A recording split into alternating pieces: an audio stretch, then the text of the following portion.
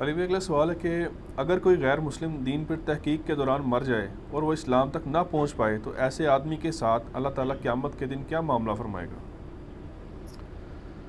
ہائے ہائے ہائے، یہ تو اللہ ہی جانے جی۔ ہماری تو خواہش ہے کہ کوئی بھی انسان دوزخ میں نہ جائے۔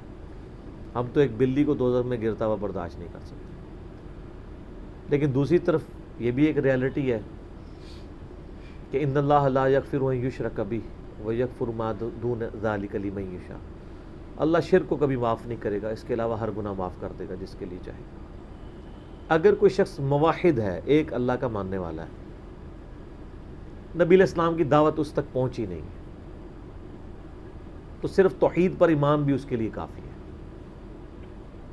کیونکہ صحیح مسلم میں حدیث ہے، جس نے میرے بارے میں سن لیا کہ میں اللہ کا پیغمبر ہوں، چاہے وہ اہل کتاب میں سے ہوا، یہودی یا عیسائی، آپ نے باقاعدہ نام لیا یہودی اور نصرانی، اور وہ مجھ پہ ایمان نہ لایا تو وہ دوزخ میں جائے گا۔ لیکن ظاہر ہے اس میں امپلائڈ ہے کہ اس تک نبی علیہ السلام کا صحیح تعارف پہنچا ہو۔ اگر ہم جیسے مسلمانوں سے تعارف پہنچ رہا ہے تو وہ بڑا نیگیٹو تعارف ہی پہنچ رہا ہے۔ اب اللہ تعالیٰ فیصلہ کرے گا کہ کسی کو کیا گیون سرکمسٹانسز دیے گئے تھے، اس میں بہتر پرفارم کیا کر سکتا تھا۔ باقی جو سورہ بقرہ کی آیت نمبر 62 سے لوگ پلی لیتے ہیں نا، اس پہ میرا ایک یوٹیوب پہ کلپ ہے، کیا یہودی اور عیسائی بھی جنت میں جائیں گے؟ بعض جو لوگ ہیں وہ اس کو دوسری طرف لے جاتے ہیں، وہ بھی بات بالکل غلط کرتے ہیں، لیکن اس میں ایک پورشن جو ہے وہ واقعی ایک امپورٹنٹ ہے، وہ پھینکنے والا نہیں ہے کہ اس کو اس طرح چیپلی اگنور کر دیا جائے۔ ان الذین آمنوا والذین ہادوا، سورہ بقرہ آیت نمبر 62، بے شک جو لوگ ایمان لائے یا یہودی ہیں، والنصارى اور نصارہ یعنی عیسائی، والسابئین اور سابی ابراہیم علیہ السلام کے دین کے ماننے والے، اس سے مراد ستارہ پرست نہیں ہے، من آمن باللہ جو ایمان لے آئے اللہ پر، والیوم الآخر اور آخرت پر، وعمل صالحا اور نیک اعمال کرے، فلہم اجرہم عند ربہم تو اس کے لیے اس کے رب کے ہاں اجر ہے، ولا خوف علیہم ولا ہم یحزنون اس کے لیے نہ قیامت میں کوئی خوف ہوگا نہ کوئی غم۔ اس میں ایمان برسالت کا ذکر نہیں، لیکن ایمان برسالت کا ذکر سورہ بقرہ کے شروع میں ہو چکا ہے، کیونکہ یہودیوں سے خطاب ہے کہ تم سب سے پہلے اس نبی کے منکر بن رہے ہو۔ لیکن ایبسولوٹلی بھی اگر اس کو دیکھا جائے کہ اگر کسی تک نبی علیہ السلام کی دعوت نہیں پہنچی، یا اس کا زمانہ نبی علیہ السلام سے پہلے کا ہے اور وہ اپنے وقت کے پیغمبر کو، یا اگر پیغمبر کی دعوت نہیں پہنچی، جس طرح کہ حضرت لقمان علیہ السلام ہے، حضرت لقمان علیہ السلام تک پیغمبر کی دعوت نہیں پہنچی ہوئی، وہ غیر نبی تھے۔ ویسے اسرائیلی روایتوں ملتا ہے کہ حضرت داؤد کے وہ صحابی تھے، لیکن صحابی ہوتے تو ان کی جو وصیتیں قرآن میں آئی ہیں اس میں ایمان بالرسالت کا بھی ذکر ہوتا۔ حضرت لقمان کی نصیحتوں میں میرا ڈیٹیل لیکچر ہے، اتنی انہوں نے نصیحتیں کی ہیں، توحید کے اوپر کی ہے، ماں باپ سے اس نے سلوک پہ کی باقی، لیکن انہوں نے پیغمبر کا تو ذکر نہیں کیا۔ اگر ایک بندہ اللہ کا داعی ہو تو وہ پیغمبر کی طرف ایمان لاتا ہے۔ خود نبی علیہ السلام کیا کہہ رہے ہیں؟ آمن الرسول بما انزل الیہ من ربہ والمؤمنون، سب سے پہلے رسول اللہ ایمان لے کے آئے ہیں جو ان کی طرف نازل ہوا ہے۔ کل آمن باللہ وملائکتہ وکتبہ ورسلہ، اور ایمان والے بھی ایمان لے کے آئے ہیں، اور کل آمن باللہ اللہ پر ایمان، اور آگے سارا فرشتوں پر، کتابوں پر، یہ ساری چیزیں۔ تو محمد بن عبداللہ سب سے پہلے خود محمد رسول اللہ پہ ایمان لے کے آئے ہیں، ٹھیک ہے، اور اس کے بعد صحابہ کرام بھی لے کے آئے۔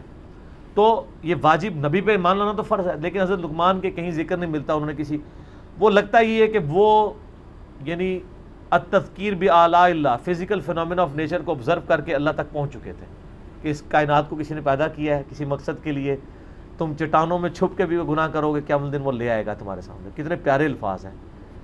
پہلی نصیحت کیا ہے؟ یا بنی لا تشرک باللہ ان الشرک لظلم عظیم، اے بیٹے دیکھنا شرک نہ کرنا، شرک سب سے بڑا ظلم ہے، ورنہ ساتھ رسالت کا ذکر کرتے ہیں۔ تو اس سے یہی لگتا ہے کہ اگر کوئی شخص گیون سرکمسٹانسز میں خدا اور آخرت کو مان لے اور اس تک پیغمبر کا پیغام نہ پہنچا ہو یا ٹیمپرڈ فارم میں، پھر وہ اللہ پہ چھوڑنا چاہیے۔ اور میں آپ کو بتاؤں بڑے بڑے موحدین موجود ہیں غیر مسلموں میں بھی، اور بعض اوقات تو ان کی خدا کے ساتھ ایسی کمٹمنٹ ہے وہ مسلمانوں میں نظر نہیں آتی۔ ایک بندہ کرسچن تھا، نام اس کا ذہن سے اتر گیا، یورپ میں، اس نے اپنے بارے میں یعنی اس کی بایوگرافی اس نے خود بھی لکھی، بڑی زبردست بات اس نے لکھی، میں نے اس کی وہ پڑھی ہے، یقین کریں بندے کے آنسو نہیں رکتے، ہے کرسچن. وہ کہتا ہے کہ میری عمر 70+ ہو چکی ہے اور مجھے ڈاکٹروں نے بلڈ کینسر ڈائگنوز کر دیا اور میں اس دن سے خوش ہوں. کہتے ہیں میں نے یہ بھی دیکھا ہے میرے ساتھ کتنے میرے لوگ ایک ایک کر کے فوت ہو گئے، اور میرے دوستوں کو جب کبھی کوئی بیماری کا پتہ چلتا تھا کہ تمہاری زندگی کے اتنے دن رہ گئے ہیں، تو وہ لگتا تھا اس اتنے دنوں سے پہلے ہی مر جائے گا غم سے، کیونکہ اس نے دنیا کی زندگی کو سب کچھ سمجھا ہوا تھا. کہتا ہے جس دن سے مجھے پتہ چلا ہے نا، تو میں تو بےتاب ہوں مرنے کے لیے. کہتا ہے اس لیے کہ میری عمر اس وقت 5 سال تھی.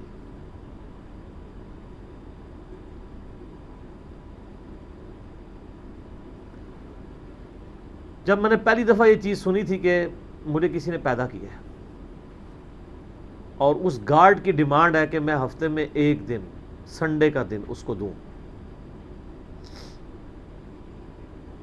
اور کہتا ہے آج میری عمر 70 سال ہو چکی ہے، میری زندگی میں کوئی ایک سنڈے بھی ایسا نہیں آیا میں نے دنیا جان کی اپنی روٹینیں چھوڑ کے سنڈے کے دن میں نے پورا دن گاڈ کو دیا اللہ کے لیے. میں نے کبھی اس پہ کمپرومائز نہیں کیا، بڑے سے بڑے معاملات بھی ہیں. تو کہتا ہے مجھے امید ہے کہ جس گاڈ کے لیے میں نے اتنی کمٹمنٹ کے ساتھ زندگی گزاری ہے اور میں نے اس کے اوپر کسی کو کمپرومائز نہیں کیا، وہ مجھے رسوا نہیں کرے گا.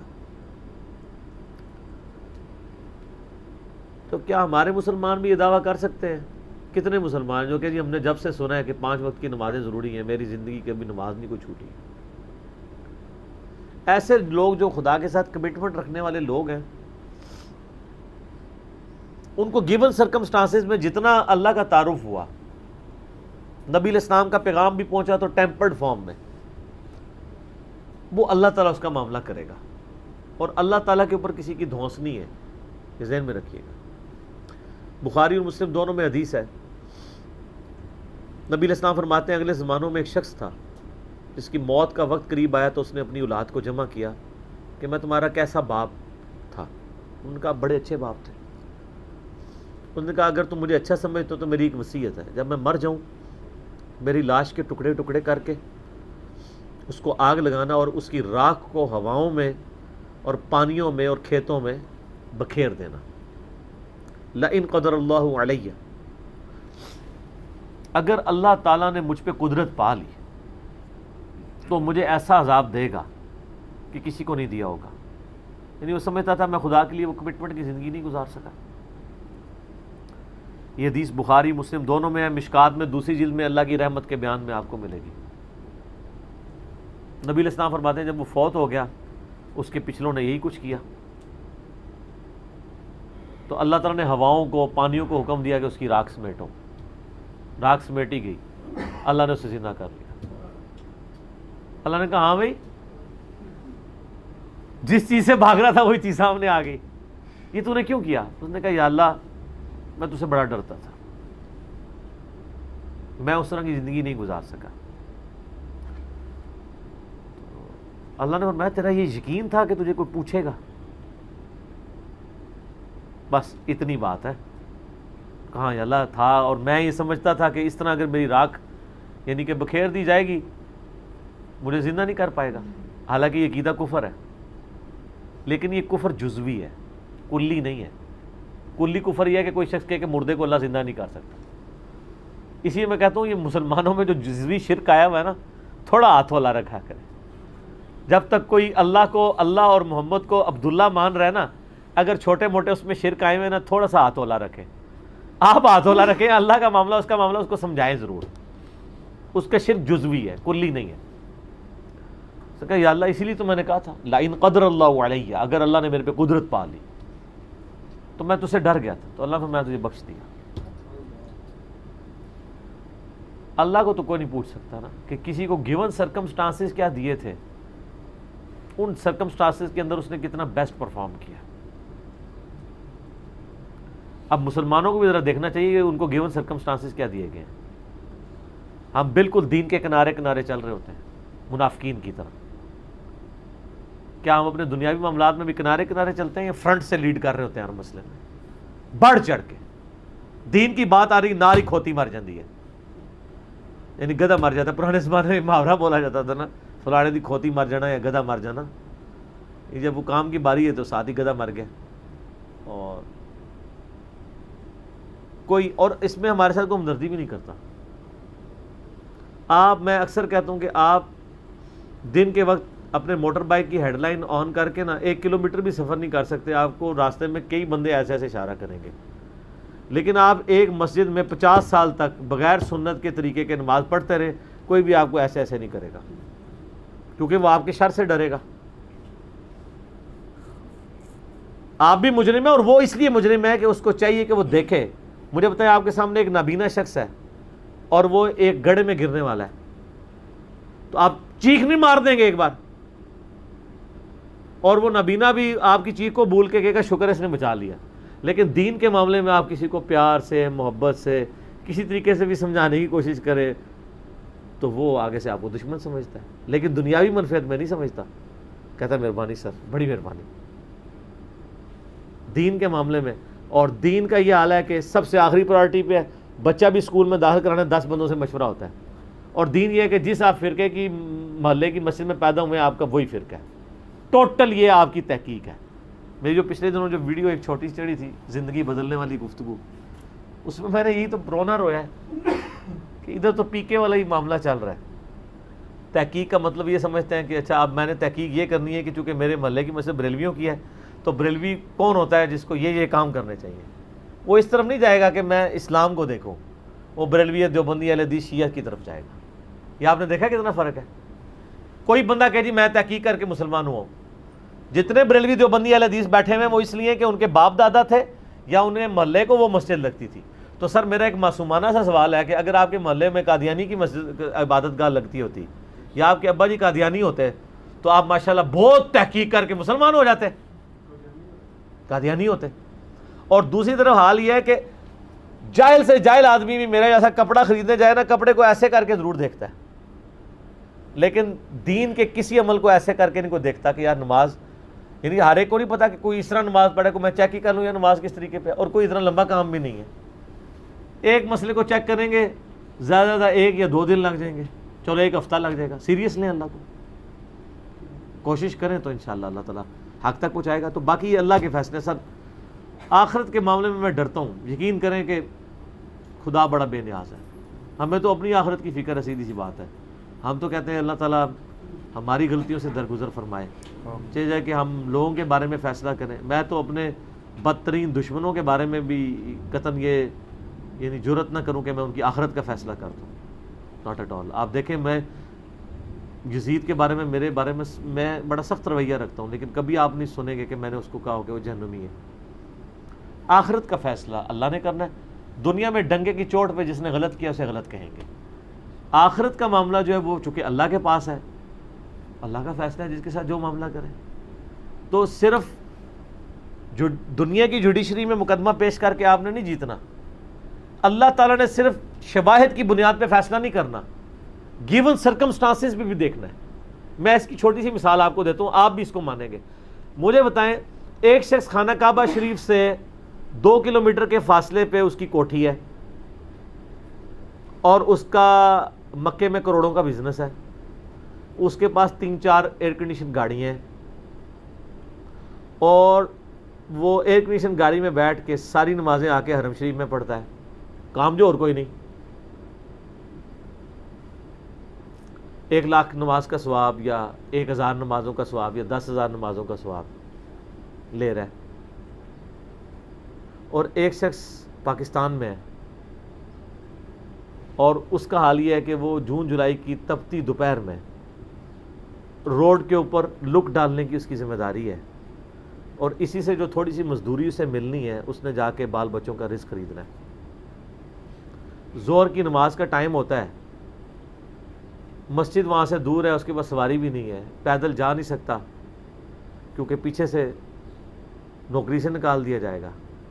وہ اپنا وہ گندا سا پرنا وہی زمین پہ ڈالتا ہے قبلہ رخ، اور قریب کسی ٹوٹی سے، کسی پانی کے نل سے یا کسی چشمے سے، اگر اسلام آباد میں میں نے دیکھا ہے لوگوں کو ایسے، خصوصاً پٹھانوں کو، گرین بیلٹ میں نماز پڑھ رہے ہوتے ہیں.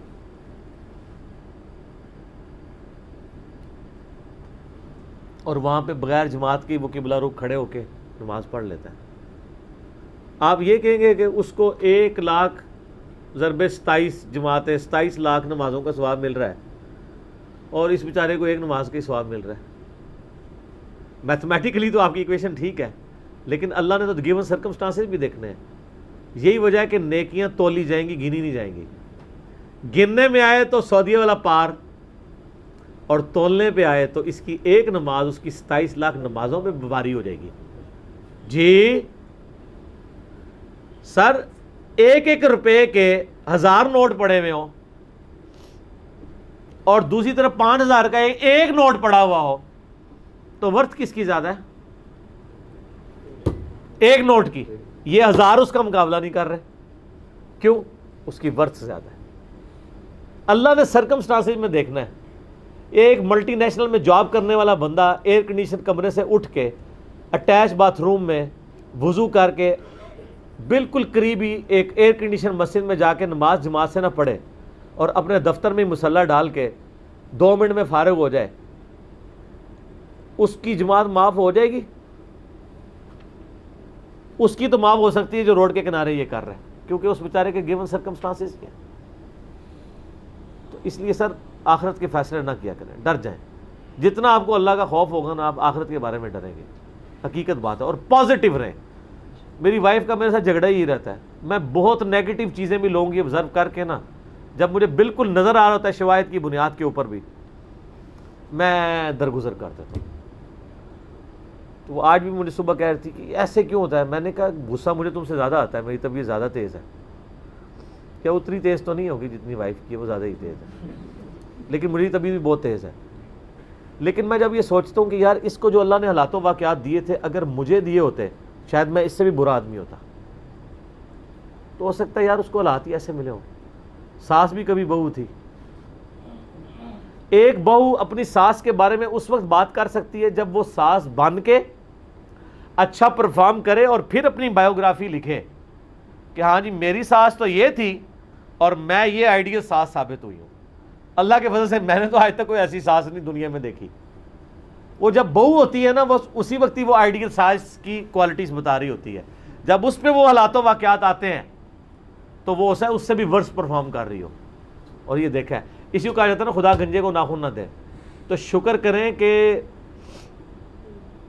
آپ گنجے اور آپ کو ناخن نہیں ملے ہوئے. اگر آپ کو ناخن ملے ہوتے تو آپ زیادہ اپنا نقصان کر لیتے. اس لیے پازیٹیو رکھیں, پازیٹیو ایٹیچیوڈ رکھیں. اس کا فائدہ یہ ہوگا کہ آپ کڑ کڑ کے مریں گے نہیں, آپ اچھی زندگی گزاریں گے اور آپ کے بارے میں کسی کے بارے میں آپ کے دل میں میل نہیں آئے گا. میرا ادھر جتنا ویڈیوز میں غصہ ہوتا ہے نا, وہ اس لیے نہیں ہوتا کہ میں کسی سے نفرت کر رہا ہوتا ہوں. میں کہہ رہا ہوتا ہوں اس کی وجہ سے اتنے ہزاروں لوگوں کا بیڑا غرق ہو رہا ہے, تو میں وہ پورے پیشن سے بیان کرتا ہوں. ورنہ جو لوگ جن کے خلاف میں نے کلپ چڑھائے ہیں وہ بھی میرے سامنے آ جائیں, میں ان کے بھی ہاتھ چوم لیتا ہوں. تو منافقت نہیں کر رہا ہوتا ہوں. علمی اختلاف اپنی جگہ ہے اور کسی کی ہیومن ڈگنیٹی میں رسپیکٹ اپنی جگہ ہے. پازیٹیو رہیں, بعض کا اثر کر جاتی ہے. دیکھیں نا اثرات آپ کو نظر آ رہے ہیں نا, تبدیلی آ نہیں گئی, آ جاتی ہے تبدیلی. ٹھنڈا کر کے کھایا کریں. ٹھیک ہوگا جی.